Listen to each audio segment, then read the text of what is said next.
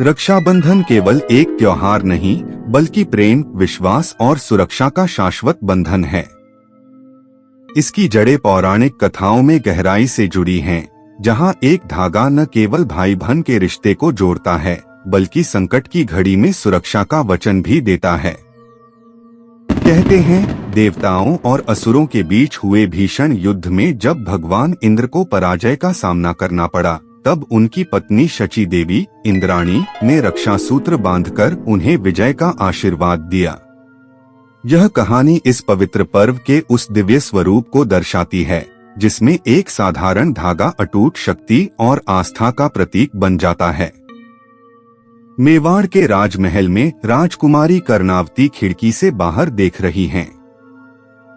क्षितिज पर बादलों के बीच दुश्मन की सेना के धुएं के संकेत दिखते हैं। उनके चेहरे पर चिंता और आंखों में आंसू हैं, लेकिन हृदय में दृढ़ता भी है। महल के दरबार में महाराणा सांगा के साथ उनके सेनापति और सैनिक खड़े हैं। बाहर से ढोल और नगाड़ों की आवाज आ रही है। बहादुर शाह की विशाल सेना मेवाड़ की ओर बढ़ रही है। राजकुमारी कर्णावती अपने कमरे में एक रक्षा सूत्र थामे बैठी हैं। उनके पास एक संदेशवाहक तैयार खड़ा है। कर्णावती रेशमी थाल में राखी रखकर उसे हुमायूं के लिए भेजती हैं, ताकि वह उन्हें बहन मानकर रक्षा करने आए।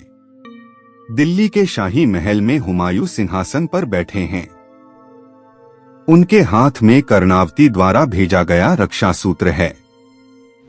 उनके चेहरे पर आश्चर्य और सम्मान का भाव है, और वह तुरंत सहायता के लिए सेना तैयार करने का आदेश देते हैं। हुमायूं की विशाल सेना हाथियों, घोड़ों और सैनिकों के साथ रेगिस्तानी रास्तों पर मेवाड़ की ओर बढ़ रही है। पृष्ठभूमि में सुनहरा सूर्यास्त है। हुमायूं मेवाड़ के महल पहुंचते हैं।